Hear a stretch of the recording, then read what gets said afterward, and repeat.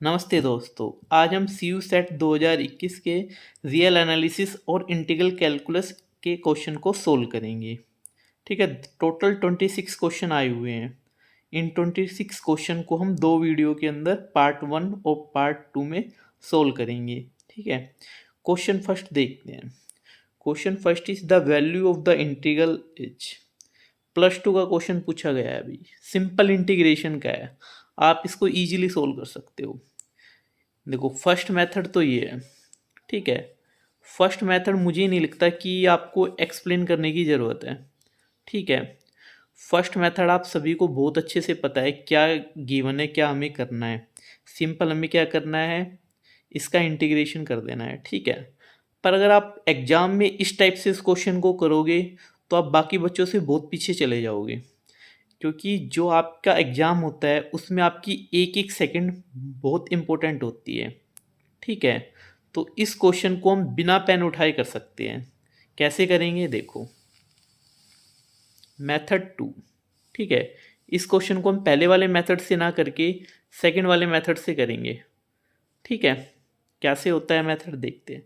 हमें पता है जब भी लिमिट ऑफ इंटीग्रेशन क्या हो, -a से a, मतलब लिमिट क्या हो, सेम इक्वल एंड अपोजिट हो, और उस फंक्शन का हमें क्या करना हो, इंटीग्रेशन करना हो, तो हम सबसे पहले चेक करते हैं f(x) का नेचर। ठीक है, यदि हमें पता है, हम निकाल लेते हैं f(x) क्या है, e1 है, तो यहाँ से इंटीग्रेशन क्या बन जाता है, ट्वाइस ऑफ लिमिट 0 से f(x) dx। यदि हमारा f(x) फंक्शन कैसा है, ओड, तो ये क्या बन जाएगा, 0। ठीक है, अब कोई भी फंक्शन f(x) इवन और ओड हो, ऐसा कोई ज़रूरी नहीं होता। ऐसे भी बहुत सारे फंक्शन हैं जो ना तो इवन होते हैं ना ओड होते हैं। ठीक है, तो ऐसा कोई ज़रूरी नहीं है भाई गिवन फंक्शन इवन ही हो या ओड ही हो। ठीक है, तो इसके लिए हमें क्या करना पड़ेगा, इस फंक्शन को पहले चेक करना पड़ेगा f(x) को, कि भाई f(x) इवन है या ओड है। ठीक है, अब इवन ओड को हम कैसे चेक करते हैं, हम x की जगह क्या रिप्लेस करते हैं, -x। यदि ये माइनस फंक्शन से बाहर आ जाता है तो ये हमारा कैसा फंक्शन बन जाता है, ओड फंक्शन। ठीक है, और ये माइनस इसके अंदर ही रह जाता है तो हमारा कैसा फंक्शन बन जाता है, इवन फंक्शन। ठीक है, तो मैंने यहाँ पे x को रिप्लेस किया -x से। यहाँ पे x की जगह क्या बन गया, -x। कोस के अंदर क्या आ गया, माइनस। आपको पता है कोस वाला फंक्शन क्या करता है, नेगेटिव को खा जाता है। ठीक है, और साइन वाला बाहर फेंक देता है। तो यहाँ पे कोस है तो यहाँ से नेगेटिव क्या आएगा, अपने अंदर खा जाएगा कोस वाला फंक्शन। ठीक है, तो ये क्या बन जाएगा, -x कोस x। अब ये दोबारा से फंक्शन बन गया नेगेटिव के साथ, तो ये हमारा फंक्शन कैसा है, ओड फंक्शन। ठीक है, और यहीं पे यदि साइन x दे देता तो साइन क्या करता, नेगेटिव को बाहर फेंक देता, तो यहाँ माइनस माइनस प्लस हो जाता, तो ये फंक्शन कैसा बन जाता, इवन फंक्शन। कोस है तो ओड फंक्शन बना, साइन होता तो इवन बन जाता। अब ओड फंक्शन के लिए हमें पता है कि इंटीग्रेशन क्या बनेगा, 0।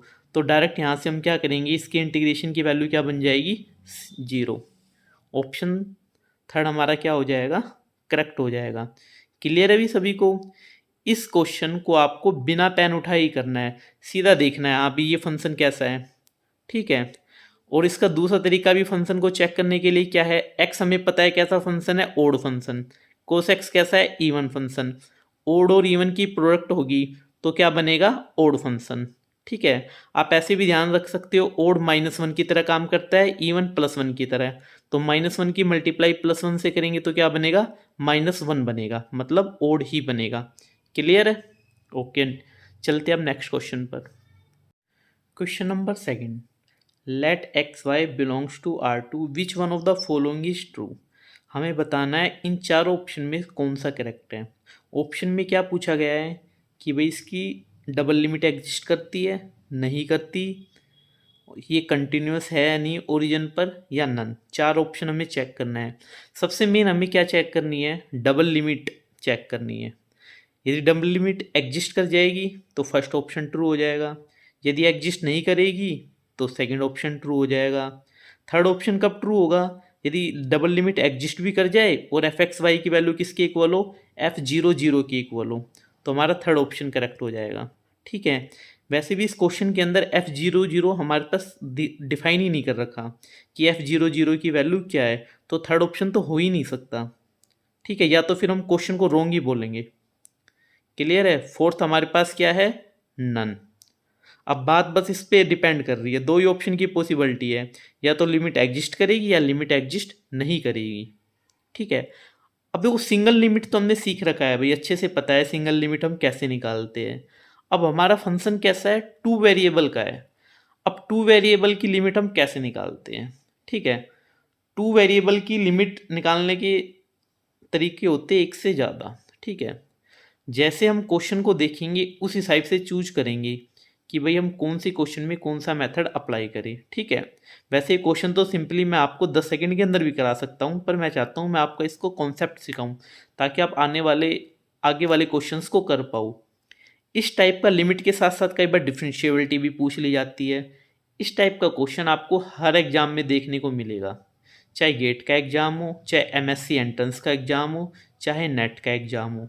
ठीक है, हर एक दो सालों में एक बार तो ज़रूर पूछा जाता है ये वाला क्वेश्चन।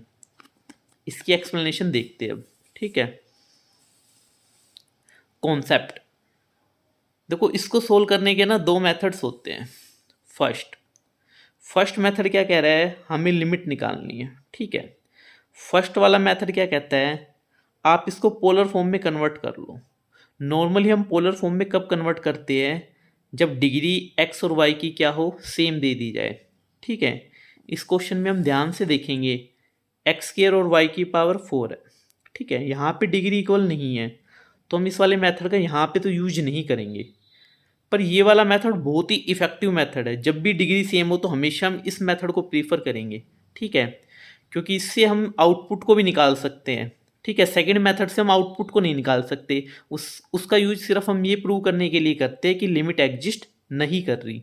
ठीक है, देखते हैं अभी कैसे स्टेप्स करने हैं। स्टेप वन में क्या करना है हमें, put x is equal to R cos theta, Y is equal to R sine theta. Simply हमने क्या किया, पोलर कोऑर्डिनेट की एंट्री करा दी।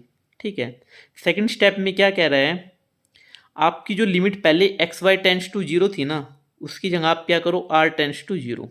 ठीक है, जैसे ही हम लिमिट इस फंक्शन पे लगा देंगे, यहाँ से हमारे पास एक एक्सप्रेशन बन जाएगा। ठीक है, जो भी वैल्यू बन के आएगी उसका नाम क्या है, एल लिख देंगे। If L is independent of theta, कह रहा है यदि एल के अंदर आपको कहीं भी थीटा नहीं दिख रहा ना, तो इसका मतलब है लिमिट एग्जिस्ट कर जाएगी। पर कहीं भी आपको ये दिख रहा है कि भाई इसके अंदर थीटा है, इसका मतलब क्या है, then limit not exist. Clear है, यदि थीटा है तो लिमिट नॉट एग्जिस्ट, और थीटा नहीं है तो लिमिट एग्जिस्ट। क्लियर है। सेकंड मेथड के अंदर क्या बोला गया है, put y is equal to M X के।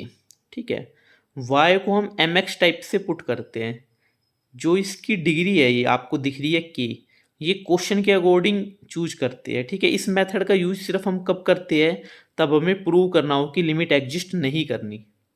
ठीक है, के को चूज करने का कोई यूनिवर्सल रूल नहीं है। ठीक है, पर हम अपने आइडिया से पता लगा लेते हैं कि के की वैल्यू क्या होगी। ठीक है, if for different value of M, आपको क्या करना है, y की जगह ये पुट करना है और लिमिट ऑपरेट कर देनी है।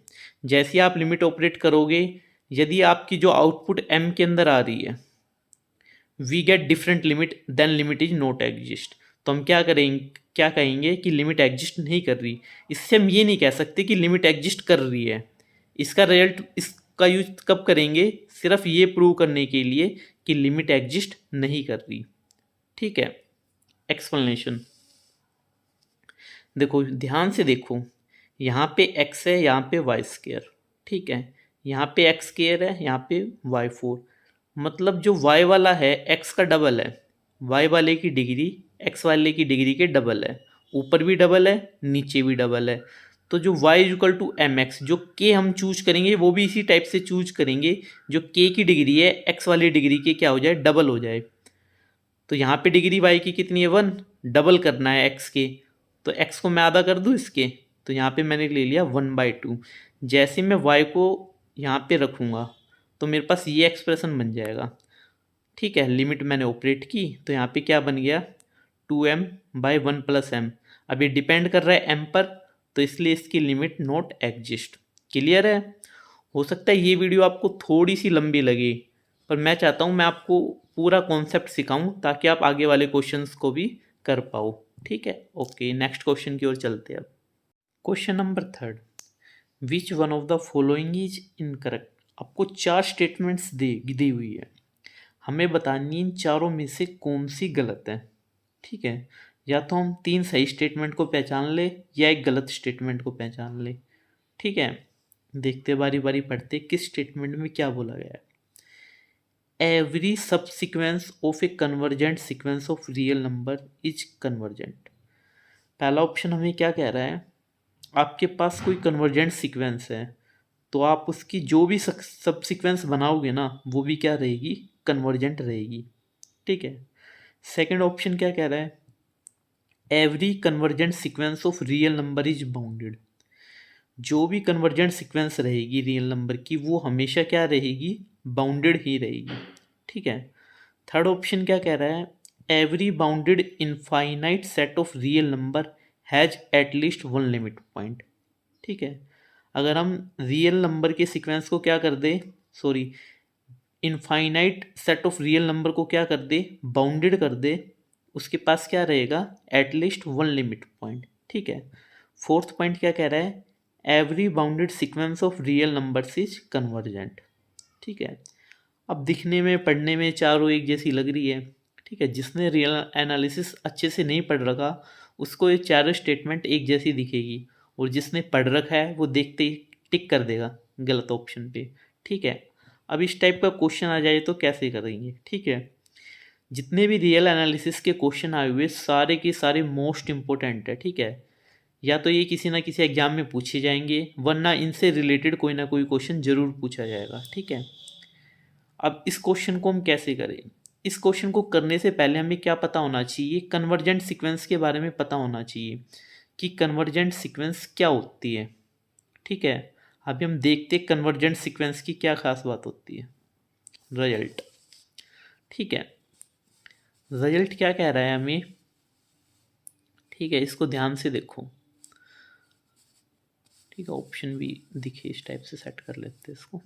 ठीक है, देखो रिजल्ट हमारा क्या कह रहा है, a sequence n is set to be convergent if and only if bounded plus unique limit point. किसी भी सीक्वेंस को मैं कन्वर्जेंट कब कहूँगा, जब वो बाउंडेड भी हो और साथ में क्या हो, यूनिक लिमिट पॉइंट हो। कन्वर्जेंट के लिए दोनों कंडीशन का ट्रू होना जरूरी है। ठीक है, अगर एक भी कंडीशंस कम हुई तो ये कन्वर्जेंट नहीं रहेगा। क्लियर है, मैथमेटिक्स में आप जो भी डेफिनेशन पढ़ते हो डेफिनेशन के अंदर कुछ भी लिख रखा है, जैसे फंक्शन कंटिन्यूअस बाउंडेड, तो वो चीज़ तभी वैलिड है तब वो पर्टिकुलर कंडीशन को क्या करे, फुलफिल करे। इसी टाइप से इसमें है, सीक्वेंस कन्वर्जेंट कब होगा, जब वो दोनों चीज़ों को क्या करे, सेटिस्फाई करे, बाउंडेड भी बने और यूनिक लिमिट पॉइंट भी बने। मोस्ट इंपॉर्टेंट रिजल्ट है भाई, बहुत सारे एग्जाम में इसके ऊपर क्वेश्चन आया हुआ है और इस पर अब भी आया है। ठीक है, तो इसको याद रख लेना, कन्वर्जेंट के लिए क्या चाहिए, दो कंडीशन, फर्स्ट बाउंडेड और साथ में सेकंड क्या है, यूनिक लिमिट पॉइंट।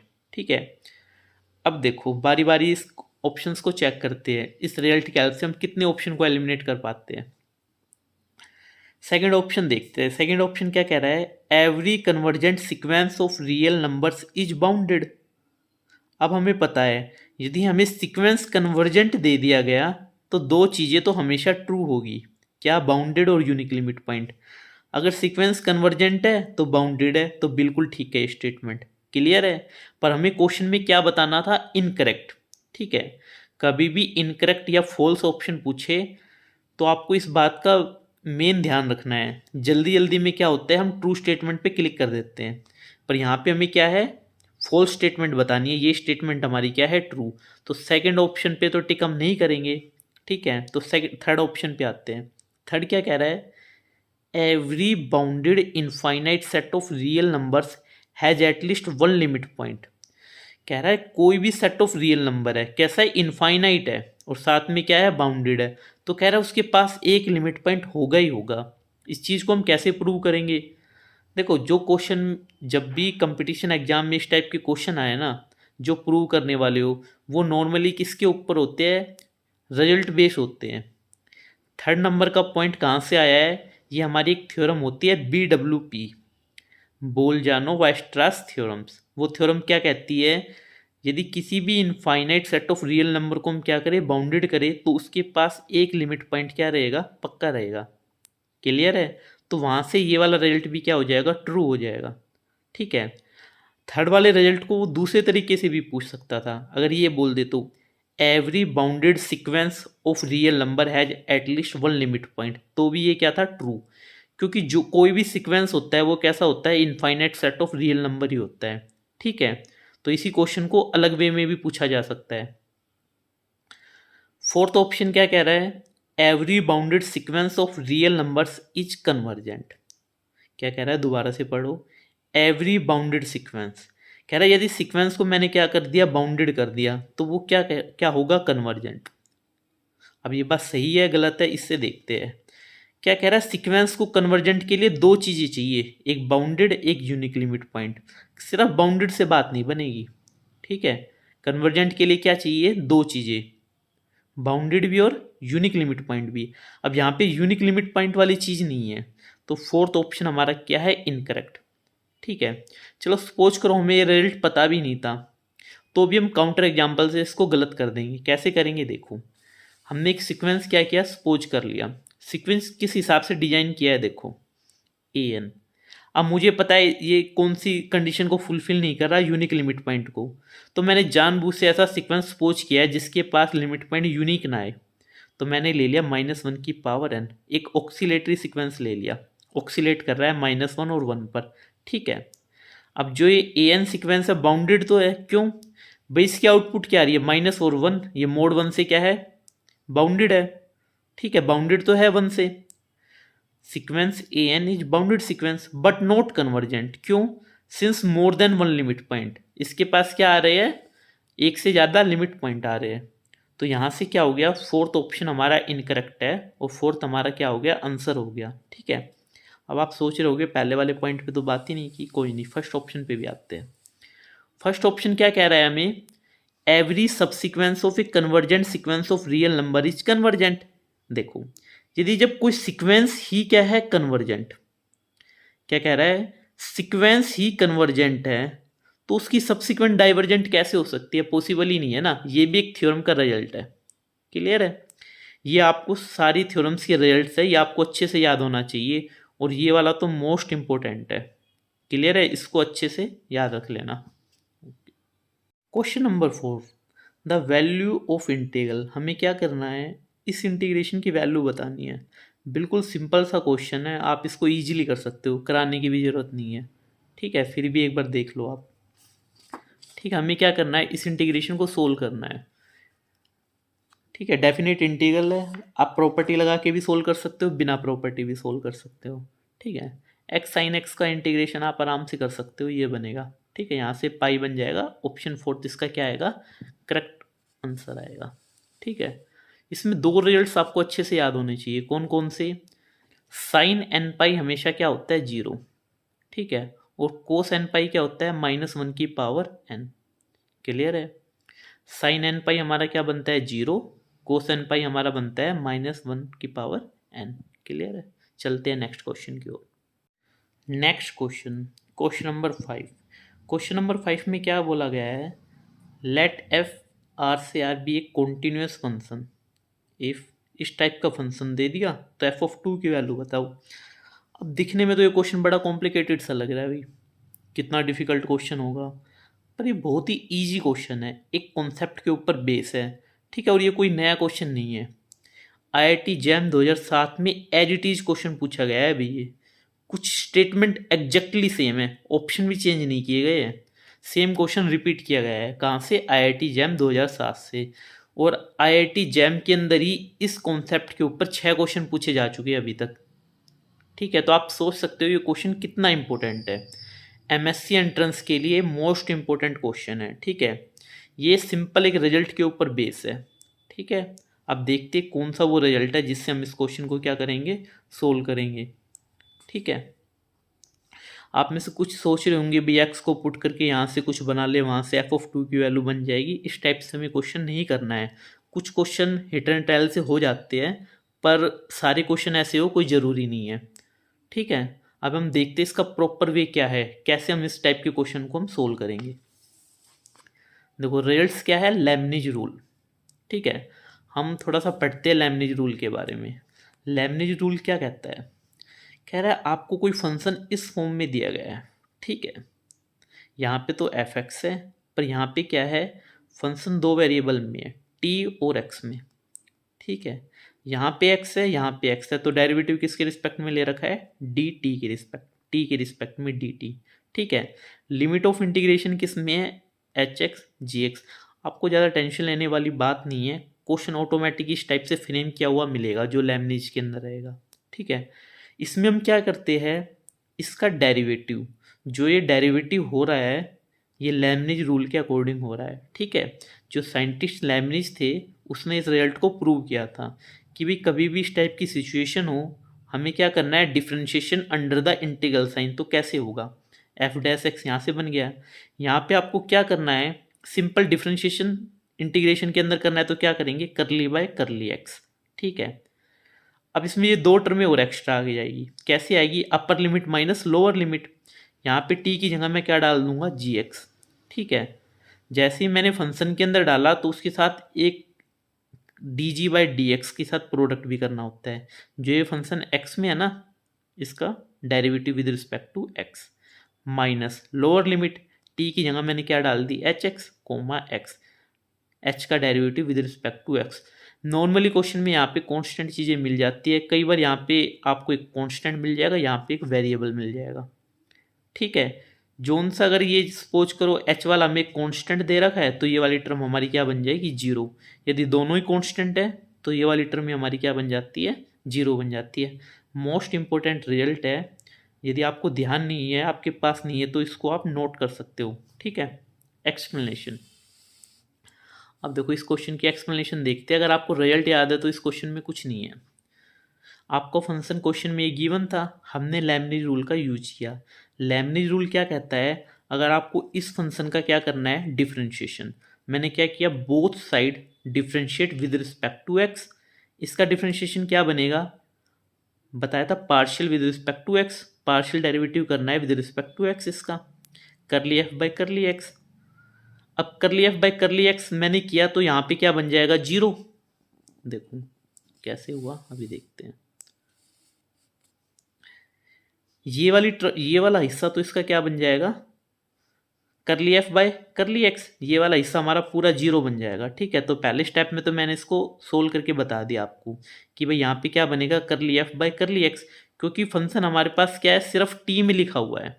ठीक है, तो यहाँ पे देखो ये जीरो ही बन गया, मैं डायरेक्ट यहाँ पे भी जीरो लिख सकता था, बस समझाने के लिए कि भाई रूल हमारा क्या बोलता है, आपको फंक्शन का एक्स के रिस्पेक्ट में पार्शियल करना है, तो मैंने वो ही लिख दिया प्लस।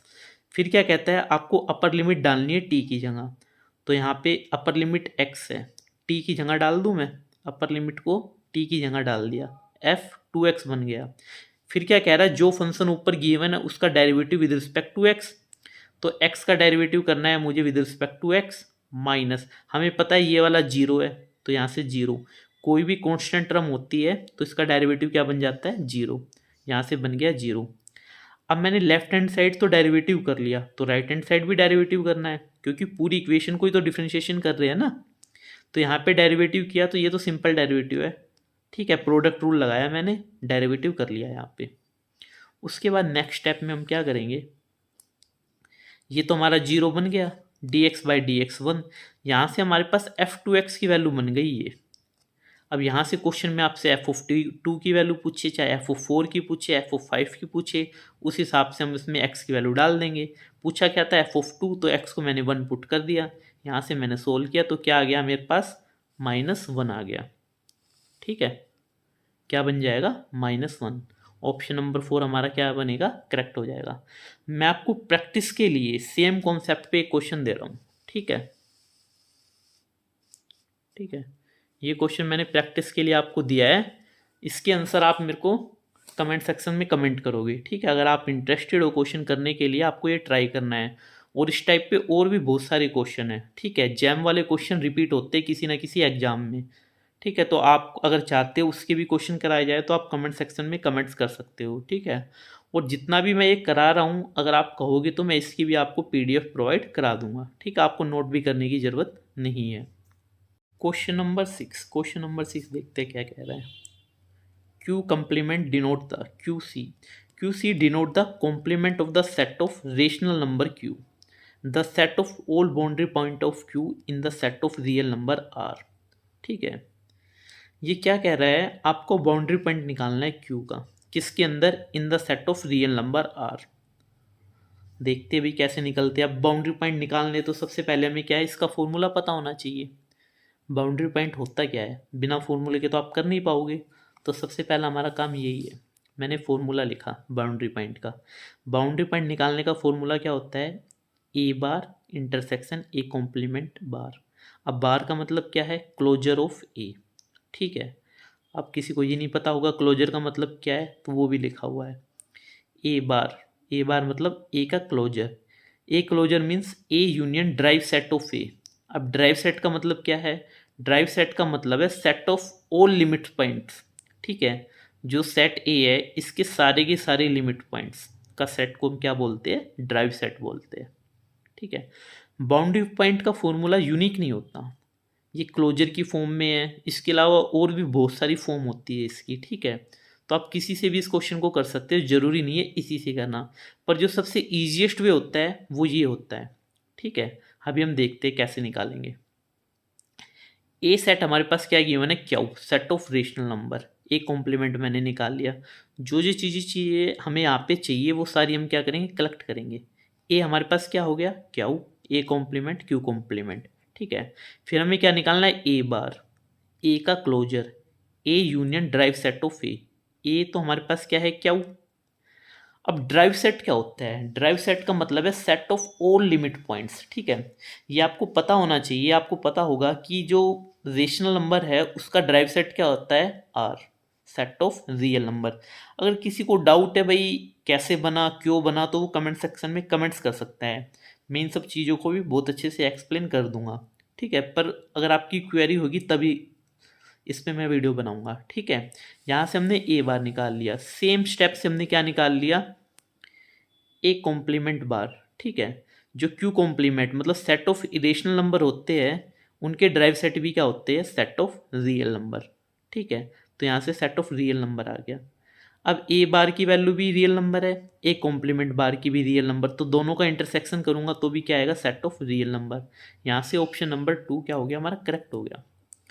अब आप एक चीज़ ध्यान से देखो, आपको ना मतलब नोटिस क्यों है ना, ये वाली लाइन दिख रही है, the set of all boundary point of Q in the set of real number R. ऐसे आपने सीक्वेंस वाला क्वेश्चन देखा होगा तो उसमें भी क्या लिख रखा था, सेट ऑफ रियल नंबर। अब हर जगह ये बात क्यों लिखी होती है कि भाई सेट ऑफ रियल नंबर है या सेट ऑफ रियल नंबर पर ही हम काम कर रहे हैं। ठीक है, जैसे हमने क्वेश्चन नंबर 3 देखा था। ठीक है, क्वेश्चन नंबर 3 में हर जगह क्या बोल रखा है, convergent sequence of real number, bounded sequence of real number. ये बार बार रियल नंबर क्यों दे रखा है, क्योंकि जितने भी अभी तक आपने रिजल्ट्स पढ़ रखे हैं ना, ये सिर्फ किसके ऊपर वैलिड है, सिर्फ और सिर्फ रियल के ऊपर वैलिड है। अगर मैं रियल नंबर की जगह मीट्रिक स्पेस ले लूँ, नॉन लीनियर स्पेस ले लूँ, टोपोलॉजिकल स्पेस ले लूँ, बनाक स्पेस ले लूँ, तो ये सारे रिजल्ट्स क्या हो जाते हैं, चेंज हो जाते हैं। अब आपको क्या लगता है कि कोई भी कन्वर्जेंट सीक्वेंस है उसकी लिमिट यूनिक होती है हमेशा, ये रिजल्ट्स रियल एनालिसिस के अंदर वैलिड है। ठीक है, मीट्रिक स्पेस में भी वैलिड है। यदि मैं टोपोलॉजिकल स्पेस की बात करूँ ना, तो उसमें हमारे पास लिमिट पॉइंट यूनिक आए, लिमिट हमारी यूनिक आए जरूरी नहीं होती किसी भी सीक्वेंस की। ठीक है, तो अब आप ये बिल्कुल मत समझना कि जो चीज़ें रियल पर वैलिड है वो हर जगह वैलिड है। ठीक है, इसी टाइप से आपने ध्यान दिया हो तो रियल एनालिसिस में हम पढ़ते हैं every Cauchy sequence in convergent. ठीक है, पर मीट्रिक स्पेस में क्या होता है, every Cauchy sequence is not necessary to convergent. तो जैसे हमारे स्पेस चेंज होते हैं रिजल्ट्स हमारे चेंज हो जाते हैं, इस बात का ध्यान बहुत अच्छे से रखना, ये क्वेश्चन पेपर में पूछे जाते हैं। अब एमएससी एंट्रेंस में क्या होता है, इतना बच्चे को नॉलेज नहीं होती, जिसके कारण वो रियल वाले रिजल्ट उस पर अप्लाई कर देते हैं और वो रिजल्ट गलत हो जाता है। तो आपको ये वाली गलती नहीं करनी है, स्पेस के हिसाब से आपको रिजल्ट्स को अच्छे से याद रखना है। ठीक है, okay. Question number 7, let xy belongs to R2, consider the function f R2 to R such that fxy this then। हमें बताना है जो गिवन फंक्शन fxy है वो होमोजीनियस है या नॉन होमोजीनियस। यदि नॉन होमोजीनियस है तो ऑप्शन 1 इज करेक्ट। यदि होमोजीनियस है तो हमें क्या करना है, उसकी डिग्री को बताना है कि इसकी डिग्री क्या आएगी। ठीक है, अब फंक्शन को हम होमोजीनियस नॉन होमोजीनियस कैसे चेक करते हैं, उसकी डिग्री कैसे चेक करते हैं, वो हम इस रिजल्ट में देखेंगे। ठीक है, क्या कह रहा है, a function F X Y is set to be homogeneous of degree n if it can be express as. किसी भी फंक्शन को, फंक्शन किस टाइप का होगा, मोर देन वन वेरिएबल। ठीक है, उसको मैं होमोजीनियस कब कहूँगा, डिग्री n का, तब उसे हम इस फॉर्म में रिप्रेजेंट कर पाए। हमें क्या करना है, गिवन फंक्शन यदि एक्स वाई में तो एक्स वाई को रिप्लेस कर देंगे लैम्डा एक्स लैम्डा वाई से। यदि मैं लैम्डा की पावर n पूरी बाहर आ जाती है तो n तो क्या कहलाएगी, डिग्री, और ये फंक्शन क्या कहलाएगा, होमोजीनियस। कुछ बुक्स में होमोजीनियस को चेक करने के लिए एक दूसरा रूल गिवन है, उसका मतलब भी सेम ही होता है, F X Y is equal to Y की पावर n 5y/x। ठीक है, ये वाला यूज करने में काफ़ी इजी होता है, इसलिए मैंने ये नोट किया हुआ है। अब इस क्वेश्चन की एक्सप्लेनेशन देखते हैं कैसे करेंगे। ठीक है, फंक्शन एफ एक्स वाई लिख लिया, एक्स की जगह लैम्डा एक्स, वाई की जगह लैम्डा वाई। जैसे ही मैंने इसमें पुट किया, यहाँ से लैम्डा स्केयर कॉमन आ गया और ये हमारे पास क्या बन गया, function X Y, F X Y lambda 2। यदि इस फॉर्म में लिख पा रहे हैं तो इसका मतलब होमोजीनियस है। यहाँ पे 2 आ रहा है तो इसका मतलब क्या है, डिग्री इसकी कितनी है, 2 है। तो इसका मतलब क्या है, ऑप्शन थर्ड हमारा क्या है, करेक्ट ऑप्शन है। ठीक है, ऑप्शन थर्ड में यही बोला था, the function F is a homogeneous function of degree 2। Okay, question number 8, the area of the reason bounded by the curve this.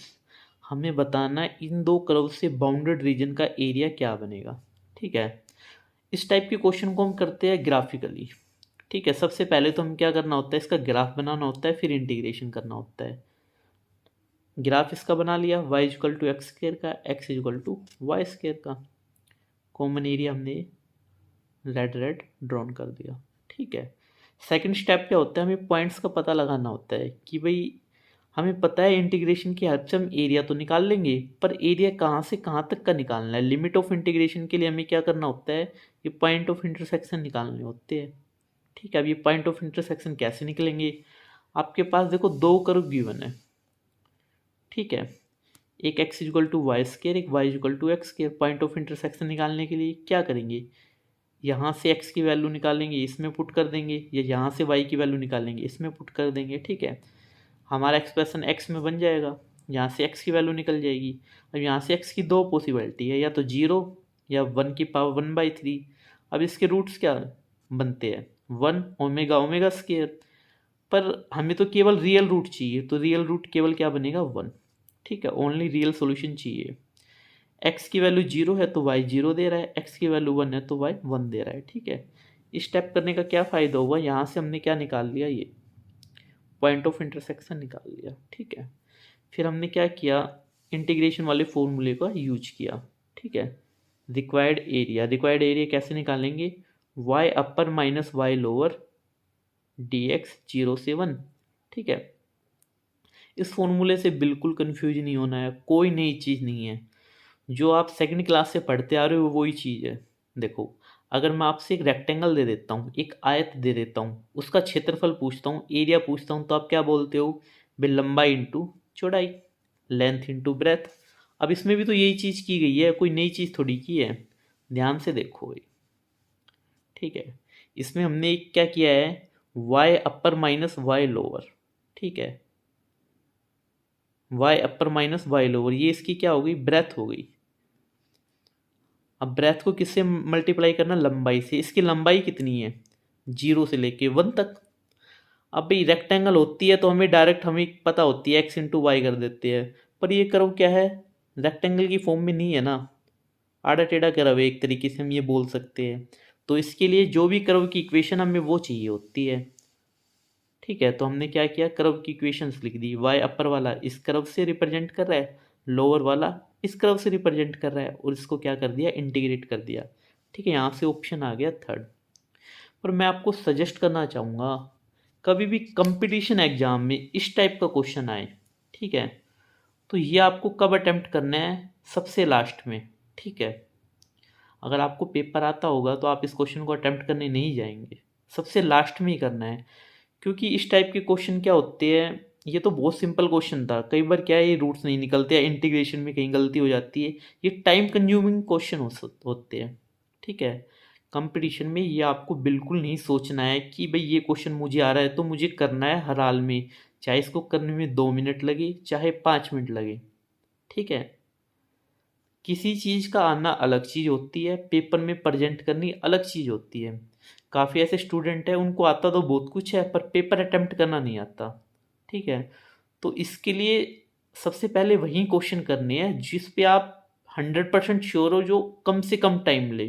ठीक है, इस टाइप की जो भी कैलकुलेशन वाले क्वेश्चन है ये आपको लास्ट के लिए होल्ड करके चलना है।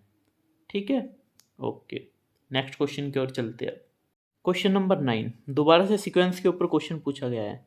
Let A N be a bounded sequence of real number, then कह रहा है सीक्वेंस हमें क्या गिवन है, बाउंडेड है, तो इनमें से चारों में से कौन सा ऑप्शन करेक्ट होगा। ठीक है, there is a subsequence of A N which is convergent.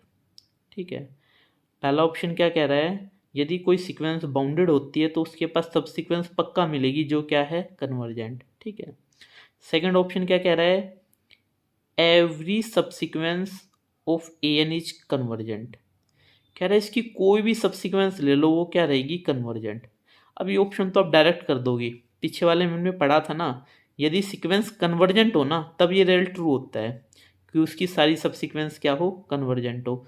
तो ये तो आप सीधा ही क्रॉस कर दोगे, ये वाला लॉजिक मैं बता चुका आपको। थर्ड ऑप्शन क्या कह रहा है, there is exactly one subsequence of A N which is convergent. कह रहा है केवल और केवल एक ही सबसीक्वेंस मिलेगी विच इज कन्वर्जेंट। अब दिखने में ये भी गलत ही लग रहा है, कोई ज़रूरी थोड़ी है एक ही सबसीक्वेंस मिले, हम ऐसे बहुत सारे ऑप्शन ढूंढ लेंगे, मतलब बहुत सारे एग्जाम्पल ऐसे ढूंढ सकते हैं ना जिसमें एक से ज़्यादा सबसीक्वेंस मिल जाए और वो क्या मिल जाए, कन्वर्जेंट मिल जाए। जैसे पिछला एग्जाम्पल लिया था -1 की पावर n, तो यहाँ से एक सबसीक्वेंस 1 1 वाली बना लेंगे, एक -1 1 वाली बना लेंगे। ठीक है, तो हमने दो सबसीक्वेंस ढूंढ दी जो कन्वर्जेंट है, तो थर्ड ऑप्शन वैसे एलिमिनेट हो गया, तो इसका सीधा सीधा फर्स्ट ऑप्शन डायरेक्ट ठीक हो गया। ठीक है, फिर भी इसकी एक्सप्लेनेशन हम पढ़ते हैं। ठीक है, देखो इसके बारे में मैंने आपको पहले भी बताया था, BWP बोल-जानो वाइस्ट्रास थ्योरम। ठीक है, ये क्या कहती है, every infinite bounded set of real number has a limit point. कोई भी इनफाइनाइट बाउंडेड सेट है उसके पास हमेशा क्या रहेगा, एक लिमिट पॉइंट जरूर रहेगा। ठीक है, सेकंड क्या है, इसी थ्योरम का एक दूसरा रूप क्या है, each bounded sequence in R N has a convergent subsequence. जो भी सीक्वेंस क्या है, बाउंडेड है, उसके पास क्या रहेगा, कन्वर्जेंट सबसीक्वेंस। देखो लिमिट पॉइंट का होना और एक कन्वर्जेंट सबसीक्वेंस का होना एक ही बात होती है रियल के अंदर, सिर्फ और सिर्फ रियल एनालिसिस के अंदर। टोपोलॉजिकल स्पेस में बात करूंगा तो ऐसा ज़रूरी नहीं है, पर रियल के अंदर ज़रूरी है। क्योंकि लिमिट पॉइंट बनता कब है, लिमिट पॉइंट का मतलब क्या होता है, उसको हम क्लस्टर पॉइंट भी बोलते हैं। क्लस्टर मतलब होता है झुंड, एक ऐसा पॉइंट जहाँ पे झुंड मतलब सेट के बहुत सारे पॉइंट इकट्ठे हो गए हो। ठीक है, तो सब्सिक्वेंस वाली ही, कन्वर्जेंट सब्सिक्वेंस वाली चीज़ और लिमिट पॉइंट वाली चीज़ एक ही होती है रियल के केस में। ठीक है, यदि किसी सेट सीक्वेंस के पास एक लिमिट पॉइंट मिल रहा है ना, तो उसके पास सब्सिक्वेंस जरूर मिलेगी जो सेम लिमिट पॉइंट को क्या करे, कन्वर्ज करे। ठीक है, अब डायरेक्ट BWP से ऑप्शन 1 क्या हो गया, करेक्ट। बाकी के ऑप्शन गलत क्यों है वो भी मैंने आपको एक्सप्लेन कर दिए। क्वेश्चन नंबर 10, ये पार्ट 1 की लास्ट वीडियो है। ठीक है, इसमें क्या कह रहा है, in the Taylor series expansion of e⁻x about x=t the coefficient of this. हमें बताना है टेलर सीरीज एक्सपेंशन e⁻x में इसका कोफिशिएंट क्या बनेगा। ठीक है, इसके लिए हमें फॉर्मूले की ज़रूरत पड़ेगी। टेलर सीरीज क्या होती है, f(x) दिस, ये टेलर सीरीज का फॉर्मूला है। ठीक है, आप इसको वैसे भी ध्यान रख सकते हो, f(x)f(a) h f' plus h² 2 x h का स्केयर, जहाँ पे h क्या होता है हमारा, x - a होता है। ठीक है, और ऐसे भी ध्यान रख सकते हो ऐसे ध्यान रखोगे तो ज़्यादा बेनिफिशियल है। क्यों? इसमें क्या पूछा है, x-2 की पावर 4, तो इसका मतलब डायरेक्ट मुझे क्या निकालना है, पर्टिकुलर पॉइंट ए पर उसका फोर्थ डेरिवेटिव निकालना है और डिवाइडेड बाय 4 फैक्टोरियल। और मुझे कुछ नहीं देखना इसका, सिर्फ क्या देखना है, f का 4 टाइम डेरिवेटिव करना है और उस पर्टिकुलर पॉइंट, यहाँ पे a की वैल्यू क्या गिवन है 2, 2 पे उसकी वैल्यू निकालनी है और डिवाइड कर देना है 4 फैक्टोरियल से, सिंपल। ठीक है भाई। अब e की पावर x है तो आपको पता है उसका कितनी बार भी डेरिवेटिव कर लो वो क्या रहेगा, e की पावर x ही रहेगा। ठीक है, कितनी बार भी डेरिवेटिव कर लो e की पावर x ही रहेगा। हमें चाहिए उसकी वैल्यू a पे, a हमारा क्या है 2, तो यहाँ से इसकी वैल्यू क्या बन गई e²। ठीक है, हमें क्या निकालना था, x-2 की पावर 4 पर वैल्यू, तो k की जगह 4, यहाँ पे 4। एक्चुअल में हमें ये वाली चीज़ चाहिए, क्या चाहिए हमें चाहिए ये f का 4 derivative eight A point A divide by 4 factorial, f का 4th डेरिवेटिव 2 पॉइंट पर 4 फैक्टोरियल, हमारा क्या बन गया e²/24।